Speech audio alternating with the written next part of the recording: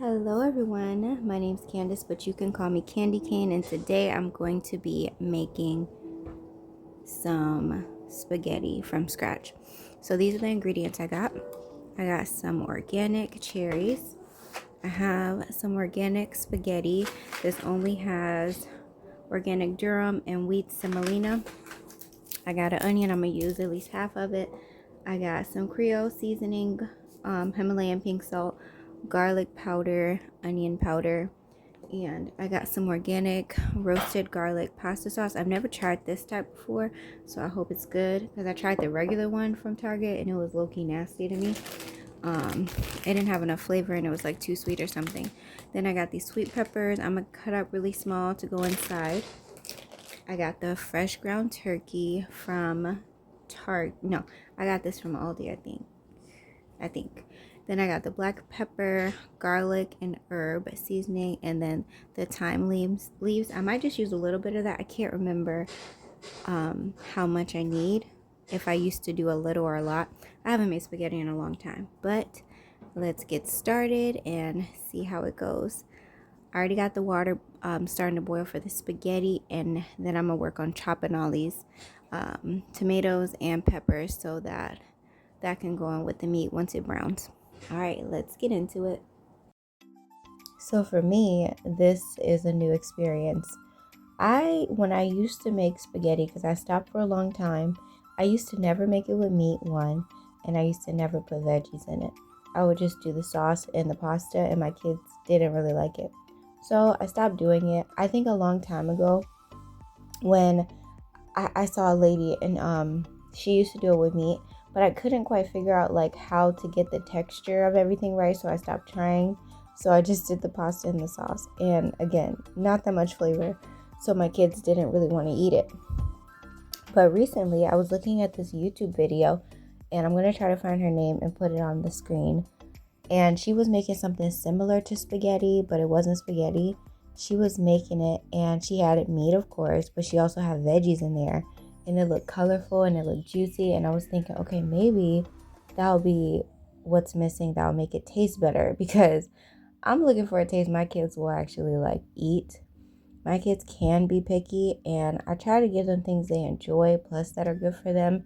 And this is a good way to put some veggies in there. Like, it's not hidden, like they're not going to be in the sauce, although some from the jars in the sauce, but these veggies, you're going to see them. I want them to enjoy them, so it's like a good experience with them. I like try to teach my children a lot about fruits and vegetables and how they benefit you, so they can understand the relationship and how foods make you feel good or bad, depending on the types you're eating and how that affects you long term, because a lot of that stuff I didn't learn until I was older, and it had a huge effect on my health, unfortunately. So yeah, I try to teach them early on. My oldest is 8, my youngest is 4, and they get it. I just continuously rehearse it and find videos that kind of help them also understand it. So now I'm cutting up the peppers, and for me this was so relaxing. Even though I'm just cutting peppers, it's so relaxing to just get to do something where you don't have to do a whole bunch of thinking, but you're getting it done. And my kids are just playing in the background. You can't hear them, but they play and they having a good time. So this was fun to do. And I'm Haitian, so I feel like any person who's from like island or even Africa, they be cut into their finger. Like, they cut. You'll probably see in the next clip kind of what I'm talking about. But when they cut things, they cut towards their finger, not away. Even if they have like a sharp knife, for some reason we do that and it doesn't hurt. Like, it's like you get numb, or I guess maybe the knife's not sharp enough, but this is just normal, and it's like the easiest way to get the rest of the pepper off. And I'm gonna end up washing all these, so I didn't care how many seeds were still on everything, because I'm like, well, it's all gonna get cleaned up afterwards. I just wanted to do the cutting process first so they weren't slippery and wet in the whole plate and stuff. So I'm gonna do all these peppers. I didn't get any green peppers this time because sometimes it's bitter, and I feel like my kids wouldn't eat that one as well. But I got the orange and the red. out of this one. I don't think there was any yellow. Yeah, I think I just got orange and red, but these made it so flavorful. This was such a good addition. And plus, when you cook things like tomatoes and peppers, they give off a liquid, like when you start cooking them down. And so that's the liquid usually people would add when they put in a jar of something. They put water in it afterwards to get the rest out of there, but that's the water they add. This was like the water base I used, so that was really fun. So yeah, I'm just cutting the rest of these. And when I was in high school, I actually took this culinary class, and I'm so happy. Originally, I didn't like it because we were learning baking the first part, and baking is super hard. It's so specific. Like if you do one thing off, that whole thing is going to be messed up. But it was actually fun learning those skills in school. I hope they still have those in like high school and stuff like that, because those are skills you're actually going to need your whole life. Whether you have a family or not, you're going to have to take care of yourself unless you're going to eat fast food every day and spend all your money. So I learned a lot in the second part, especially where it was like real food. And so we learned knife skills. We learned what, different temperatures to cook meat, different ways to know meat is done. We learned like plating skills, which was always interesting. I remember with one of my friends, we used to be in a group together, but we would take so long because we had different plating ideas. Like we had two different creative styles. So we're always arguing over it should look like this. And we end up getting last place when we're doing like a race. But it was still fun. I still like what I learned. It helps a lot. And I try to give my kids those lessons that I learned. Now, I didn't learn how to chop fast. I don't know how people do that, because like I still don't love the idea of the knife being so close. So I didn't get that skill.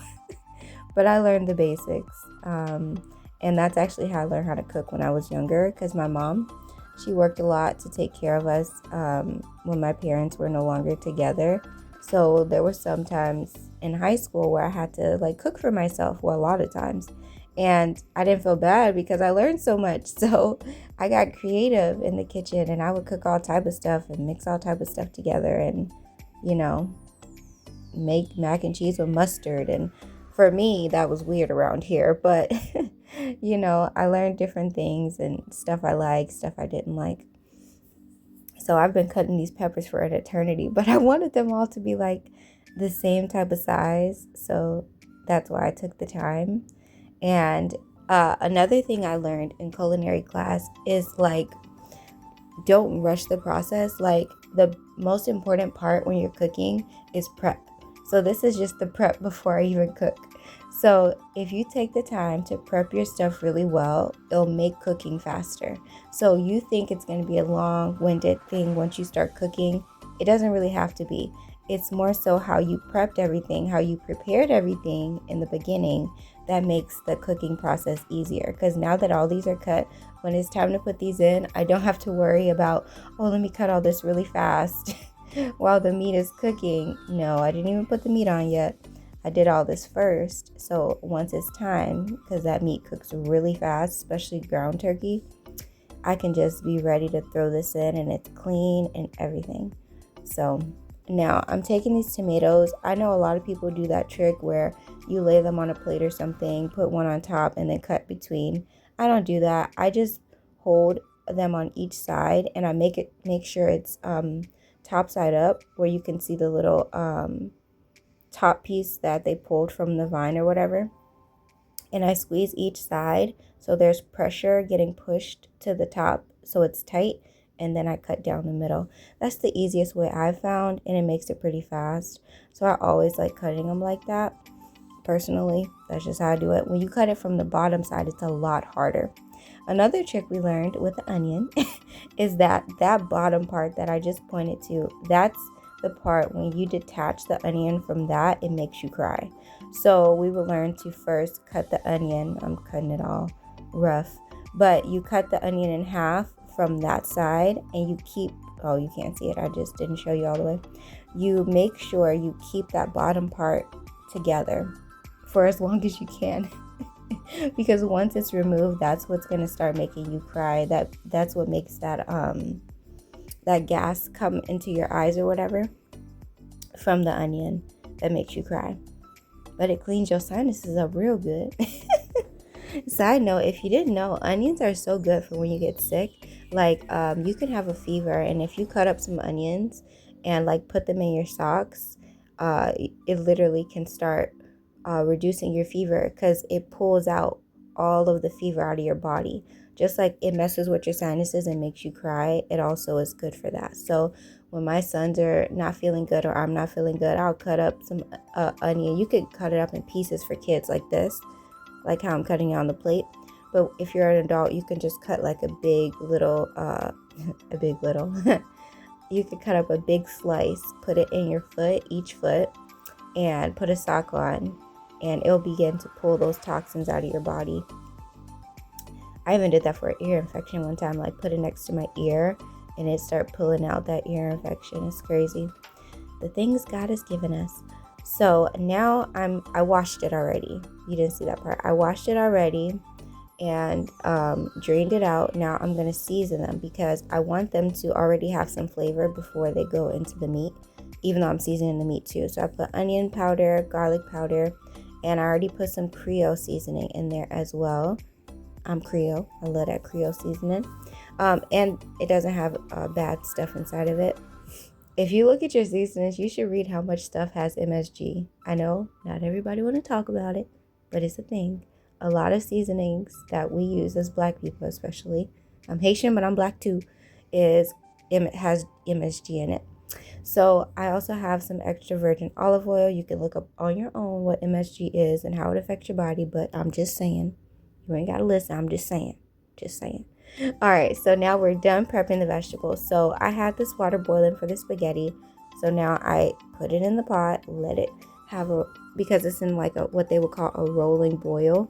Now it's time to put it in the pot. I break mine in half. I know Italian people hate that, but I break mine in half. I just put my hands in the middle, break them in half, and put them in. I had salted the water prior. I don't put oil in the water because water and oil don't mix, and also it makes it hard for the pasta to stay starchy enough so that when you mix it in with the sauce, brain fart, when you mix it in with the sauce, it actually sticks to the sauce. You want it to stick to the sauce, so I put salt rather than oil. Then I usually use a fork to separate it, since it has the separations in between it. And I do that multiple times throughout the cooking process because that spaghetti be trying to be best friends and stick to each other. That and fettuccine be so irritating. I can't stand when they stick to each other. Then I have to throw the whole piece away. Anyway, so now I'm going to get my pan. This is a pan. I'm going to get my pan so I can start cooking that ground turkey. It was so much blood, it was gross. But the only good thing is you don't got to wash ground turkey. I low-key stopped buying regular meat for a while because I didn't like having to wash it until my mom was like teaching me the Haitian way of how you clean your meat. And it's a little bit detailed, but you could tell I defrosted this. Look at that, it's falling apart real good. But anyway, the Haitian way of cleaning your meat, and it could be, I think, almost any meat, is you use vinegar, you use a lemon or a lime. Most of the time I think it's a lime to clean the meat, and some hot water. So they boil water and pour it on the meat, and it's almost like a way to get rid of the bacteria in a steaming manner, if you think about it. I wouldn't say steaming, what should I say? It's not boiling, but it's almost like a steam because it's really quick. But anyway, they use boiling hot water, some vinegar, and let it sit in there for a while. They also can use salt to rub down the meat really good. And the other thing I was nervous about was how you clean the sink afterwards, because if you look online, they actually tell you not to do that. But if you can figure out how to do it properly, you should. Because meat can be very dirty and slimy and gross and stuff. So I do that when I have my regular meat now. And when I clean the sink, I use vinegar, but I also use a lemon or a lime because they are acidic. They actually kill that bacteria very well. And then I also go in with like a dish soap after that, because the dish soap is not as strong by itself, but with the acidity of a lime or a lemon, as well as vinegar, it helps a lot with cleaning that. I don't use bleach. Yeah, I just use those things. And I think that does a really good job with cleaning the area and disinfecting the area. Who knew such simple things help so much with cleaning? So, because like think about it. You're using the lemon or the lime to take the bacteria off the meat and the dirty stuff off the meat. Same thing is possible when you're using it in your sink.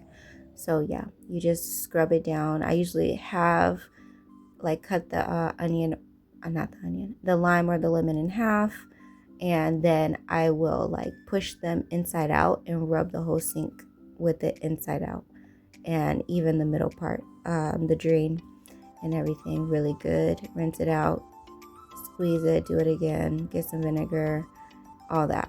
So yeah. All right, so now I have let the meat cook down a little bit till it started getting a little brown. Then I added all those seasonings that I used earlier into the meat. Plus I added the extra ones that I showed you in the very beginning. And mix. I did all the mixing and let it cook down some more. I wanted it to be a lot of brown before I actually put in the veggies, so that I can ensure that it's cooked through all the way. Before I add stuff that can like make the color look different, even though it might not be cooked all the way. All right, now it's time to check on that pasta. So this pasta was doing pretty good. I was able to spin it around and see that the noodles were moving really well, but it wasn't to my liking yet. I will say I like my pasta al dente, which that just means not super soft and not super hard. It's like right in the middle. So I don't like when my noodles are super soft. I think they should have a little bit of a thickness still to them when you're eating them, a good bite. So that's usually what I wait for.